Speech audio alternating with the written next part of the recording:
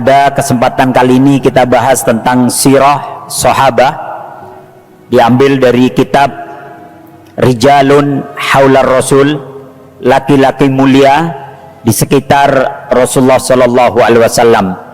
Dan pada kesempatan kali ini kita akan membahas seorang sahabat yang populer. Beliau bernama Khalid ibnul Walid bin Al-Mughirah Al-Makhzum. Khalid bin Walid yang mendapatkan julukan Saifullah Al-Maslul, pedang Allah yang senantiasa terhunus. Khalid ibnul Walid, anak dari seorang tokoh Quraisy, kaya raya dan terpandang, dari suku Makhzum, dari Bani Makhzum. Dan Khalid bin Walid ini ada kekerabatan dengan Umar ibn al-Khattab, karena ibunda dari Umar ibn al-Khattab radhiyallahu an, ibunda beliau dari Bani Makhzum juga, sehingga antara Khalid bin Walid dan Umar bin Khattab ini ada kekerabatan. Kalau bahasa kita itu ada sesepupuan. Nah, Khalid bin Walid perawakannya sama dengan Umar, tinggi, besar, gagah. Wajahnya juga ada kemiripan dengan Umar bin Khattab. Wataknya dan sifatnya hampir sama, keras, tegas. Itulah Khalid bin Walid. Khalid bin Walid remajanya dipandang jago dalam banyak hal, termasuk dalam bidang pertempuran. Bahkan ketika dia masih belum masuk Islam, terjadi pertempuran Uhud, Khalid ini sudah menjadi panglima perang di bagian pasukan kuda. Dan Khalid lah yang berhasil memporak-porandakan kaum muslimin dalam perang Uhud itu. Ketika kaum muslimin lengah, turun dari bukit pemanah, digunakan oleh Khalid untuk memukul mereka dari arah belakang. Khalid berputar tuh, memutari bukit pemanah dan menghantam kaum muslimin dari arah belakang. Itulah Khalid bin Walid. Ketika pada tahun ke-6 Hijrah, jadi setelah 6 tahun Rasulullah berada di Mekah, berada di Madinah, maka Rasulullah dan para sahabat ingin melaksanakan umroh pada tahun ke-6, karena sudah 6 tahun tidak bertemu dengan Mekah. Ketika sedang umroh, ketika sedang belum sampai pada Mekah, sampai di Hudaybiyah, kira-kira 3 km lagi masuk ke Mekah, mereka dihadang oleh pasukan Khalid, dilarang untuk melakukan umroh, sehingga terjadilah perjanjian Hudaybiyah. Dan salah satu poin yang menguntungkan umat Islam dalam perjanjian Hudaybiyah hanya satu, bahwa antara Quraisy dengan kaum muslimin Madinah tidak akan saling menyerang selama 10 tahun lamanya. Maka perjanjian ini deal, setuju Nabi, dan 10 tahun ini akan Nabi gunakan untuk berdakwah. Subhanallah, begitu Nabi mengutus orang-orang untuk berdakwah ke Mekah, tidak ada yang menyerang, tidak ada yang mengganggu. Sehingga Khalid bin Walid pun dan beberapa pasukannya itu selalu mengikuti ceramahnya para sahabat. Di mana ada sahabat menyampaikan Islam, Khalid di situ. Tujuan Khalid apa? Memata-matai. Bahasa kita itu menginteli, ya, diinteli oleh Khalid. Tapi hidayah itu datang kepada Khalid. Dia mendengarkan banyak kajian, akhirnya dia sadar ternyata tidak ada yang salah dalam Islam. Kitalah yang salah dalam menjalani kehidupan, kata Khalid. Tergerak itu Khalid ketika dia masih muda, begitu tergerak. Maka ketika dia hendak berangkat ke Madinah, dia bertemu dengan Amr bin As, seorang pemuda juga yang dia jago dalam diplomasi. Ditanya, mau kemana kau Amr? Saya mau menemui Muhammad, sepertinya saya harus masuk Islam. Maka Khalid mengatakan, saya juga begitu. Begitu mereka berangkat lagi, ketemu dengan Utsman bin Talha, yang juga orang yang kaya raya terpandang, pemuda yang luar biasa, yang nanti dia diberikan amanah untuk memegang kunci Ka'bah. Maka bertiga ini kemudian berangkat, Khalid bin Walid, Amr bin As, dan Utsman bin Talha. Kemudian mereka menyatakan dirinya masuk Islam. Begitu tiga orang ini masuk Islam, Mekah gempar. Kenapa? Tiga-tiganya adalah tokoh dalam Mekah. Khalid panglima perang di bidang berkuda. Amr bin As, dia orang yang jago dalam diplomasi. Ya kalau bahasa sekarang Khalid itu panglima ABRI lah Pak. Amr bin As itu menteri luar negeri lah kalau bahasa kita. Kemudian Talha ini pengusaha lah ya kalau dalam bahasa kita, yang menyokong Mekah. Maka begitu tiga orang ini masuk Islam, gempar seluruh Mekah. Tapi apa kata Nabi? Kata Nabi, inna Makkata qad allaqat ilaina aflada kabidiha. Kata Nabi, inna Makkata qad allaqat ilaina aflada kabidiha. Sesungguhnya Mekah telah menyerahkan buah hatinya kepada kita. Sesungguhnya Mekah telah menyerahkan buah hatinya kepada kita. Maka begitu Khalid masuk Islam, Khalid mengatakan, ya Rasulullah, berdoalah kepada Allah agar Allah mengampuni kesalahan-kesalahan saya ketika saya memerangi engkau di medan Uhud, atau ketika saya memerangi engkau di medan pertempuran yang lainnya. Mohon ampunkan saya, kata Khalid. Dan sebagai gantinya, sebagai tebusannya, semua perhiasan yang dipakai oleh Khalid dilepas. Karena ketika itu masyarakat jahiliyah Pak, mereka juga pakai emas Pak, gelang, kalung dan sebagainya. Dilepas, diserahkan, saya infakkan nih kepada kaum muslimin. Begitu pula pedangnya, dia hendak serahkan kepada Nabi. Kata Nabi, jangan kalau yang ini. Engkau dulu memerangi kami dengan pedang ini. Sekarang pedang ini yang akan memerangi orang-orang kafir itu dengan pedang ini. Anta Saifullah al-Maslul. Engkau adalah pedang Allah yang senantiasa terhunus. Itulah Khalid bin Walid. Karir Khalid bin Walid sebagai panglima dalam Islam itu dimulai ketika terjadi perang Mu'tah. Jadi selama dia sudah masuk Islam, dia ikut beberapa pertempuran, tapi dia prajurit biasa Pak. Begitu dalam pertempuran Mu'tah, pertama kalinya kaum muslimin harus menghadapi Romawi. Ketika Nabi mengirim utusan untuk melakukan perjanjian damai dengan orang-orang Romawi, ternyata mereka membunuh utusan tersebut. Kata Nabi, tidak ada sebuah kejahatan yang paling besar kecuali membunuh seorang utusan yang membawa perjanjian damai. Romawi menginginkan pertempuran dari kita.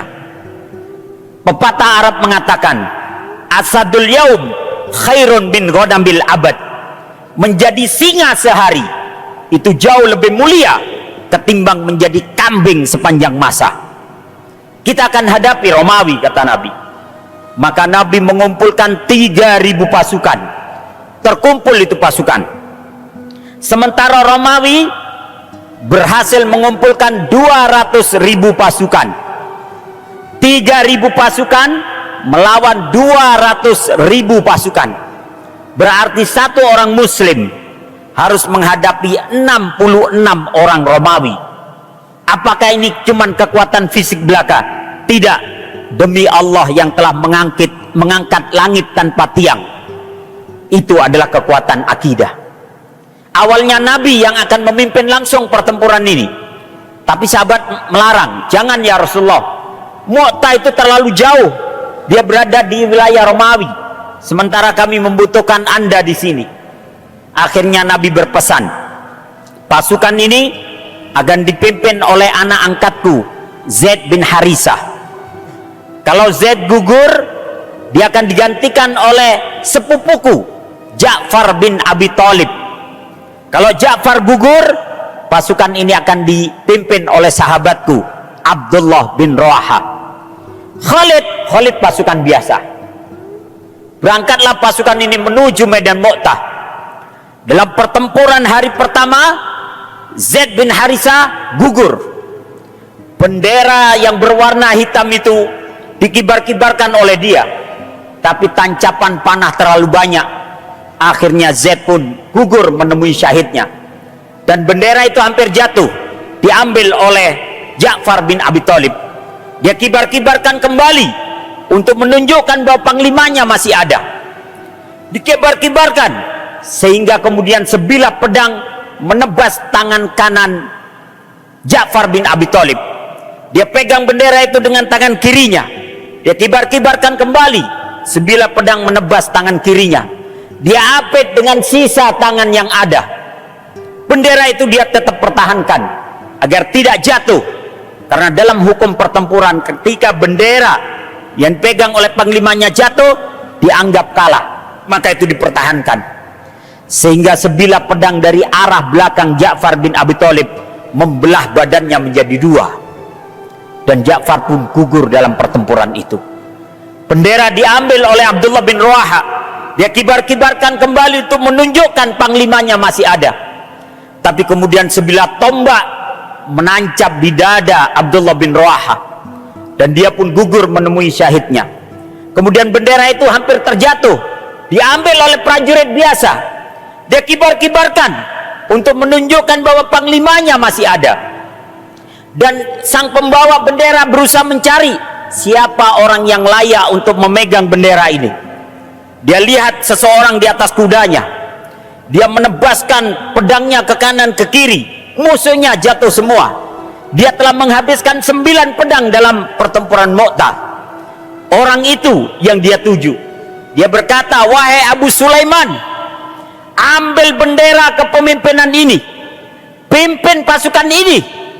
Orang yang disebut Abu Sulaiman berkata, jangan kau berikan kepadaku, karena aku belum genap 3 bulan masuk Islam. Berikan kepada yang lain, yang lebih senior dari saya. Maka orang yang membawa bendera berkata, demi Allah, saya tidak akan mengambil bendera ini kecuali memang akan saya serahkan kepadamu. Ambil wahai Abu Sulaiman, pimpin pasukan ini. Maka orang yang disebut Abu Sulaiman mengambil bendera itu. Dia kibar-kibarkan bendera hitam itu. Kemudian dia memberikan kode, memberikan isyarat agar pasukannya keluar dari medan pertempuran, mundur. Pasukan kaget, kenapa kita harus mundur? Tapi karena bendera mengarahkan mereka untuk mundur, mereka mundur. Begitu mereka mundur, diistirahatkan di sebuah tempat yang aman. Orang yang disebut Abu Sulaiman, yang tidak lain namanya adalah Khalid bin Walid, dia memegang bendera itu, sehingga pasukan sadar bahwa kepemimpinan telah berganti kepada Khalid bin Walid. Maka Khalid kemudian berkhutbah di hadapan pasukannya, innal islam al-yawma fi khatar wal muslimina kadhalik wa inni la akhsha an yuqda ala la ilaha illallah minal wujud. Sesungguhnya hari ini Islam dalam keadaan bahaya, dan kaum muslimin pun dalam keadaan bahaya, dan aku takut kalimat la ilaha illallah akan dihapuskan dari bumi persada. Wallahi ma nuqatiluhum li'adadin wala uddah, wa innama nuqatiluhum lihadzal din. Demi Allah, kata Khalid, kita tidak melawan Romawi itu karena jumlah mereka yang besar, bukan pula karena persenjataan mereka yang luar biasa, bukan. Wa innama nuqatiluhum lihadzal din, tapi kita akan lawan mereka demi menjaga agama ini. Wal nuqatil duna la ilaha illallah hatta nahlika au turfa la ilaha illallah. Kita akan lawan mereka demi kalimat la ilaha illallah sampai kita yang binasa karena la ilaha illallah, atau la ilaha illallah tegak di bumi persada. Maka Khalid memakai kembali baju tempurnya. Kemudian dia berkata, wa islama ha anada qad talabbastu faman aradal jannah falyalbas kama labistu. Wahai Islam, lihat, aku telah memakai baju tempurku. Siapa yang menginginkan surga, maka hendaklah dia memakai seperti apa yang aku pakai. Dalam waktu sekejap, pasukan itu kembali memakai baju tempur mereka, diberangkatkan kembali menuju medan Mu'tah. Pernahkah Anda membayangkan 3.000 pasukan, mereka berjalan seiring sejalan mereka ibarat gelombang lautan yang siap menggulung siapa saja yang menghadang. Pernahkah Anda membayangkan 3.000 pasukan, mereka semua bertakbir dan bersenandung, Allahu Akbar, Allahu Akbar, ya khailallah irkabi, ya khailallah hizbuti. Maha besar Allah, maha besar Allah, wahai tentara Allah, tunggangi kuda kalian, wahai tentara Allah, mantapkan langkah kalian. Pernahkah Anda membayangkan 3.000 pasukan, di antara mereka menyiramkan minyak wangi ke tubuh mereka, seolah-olah bau surga sudah berada di ujung hidung mereka. Dua pasukan pun bertemu. Satu pasukan mereka beriman kepada Allah dan mereka rindu untuk berjumpa dengan Allah. Sementara pasukan yang lain mereka tidak mengenal Allah dan mereka benci untuk bertemu dengan Allah karena kehidupan dunia lebih mereka cintai. Pertempuran pun terjadi, melawan Romawi kembali. Kepala demi kepala terlepas dari lehernya, nyawa demi nyawa meregang dari jasadnya, tangan demi tangan terlepas dari tangannya.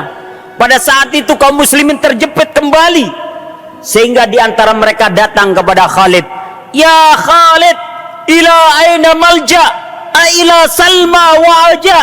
Wahai Khalid, kemana kita hendak berlari dan berlindung? Apakah ke Bukit Salma atau ke Bukit Aja? Mendengar itu Khalid meneteskan air mata, matanya berkaca-kaca. Dia melihat ketakutan dalam pasukannya, dia melihat kekhawatiran dalam pasukannya. Tapi tiba-tiba akidahnya tumbuh, akidahnya muncul, keyakinannya kepada Allah muncul.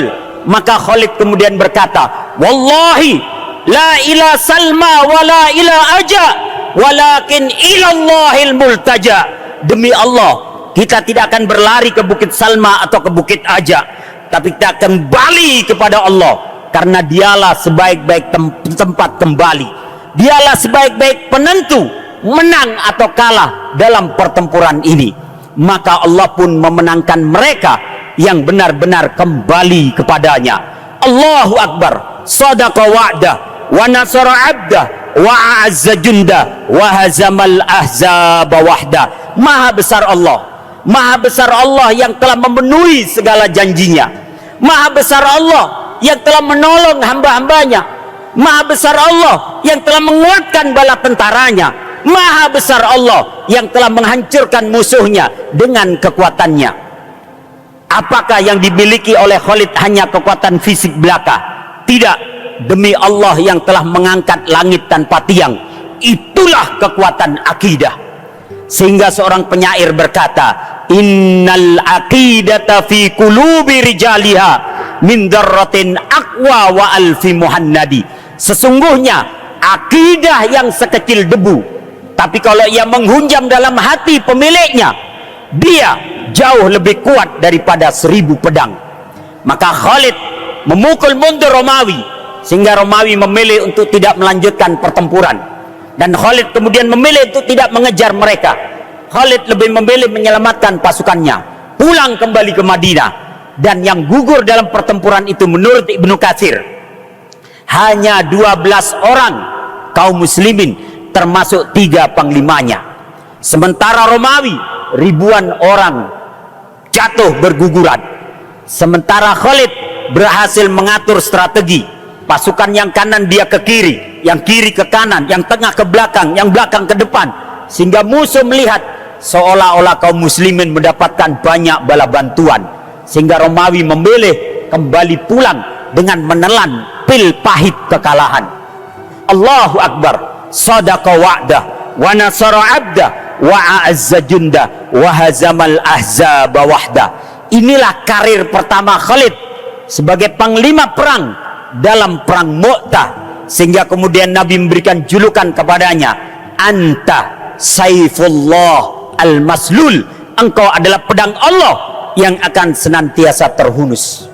Ma'asyiral muslimin rahimakumullah, mudah-mudahan kisah ini menjadi penyemangat bagi kita, dan insya Allah pertemuan tentang Khalid kita akan bahas pada bagian kedua, karena kita terbatas waktunya zuhur ini. Insya Allah pertemuan berikutnya kita akan lanjutkan karir Khalid sebagai panglima perang dalam Islam.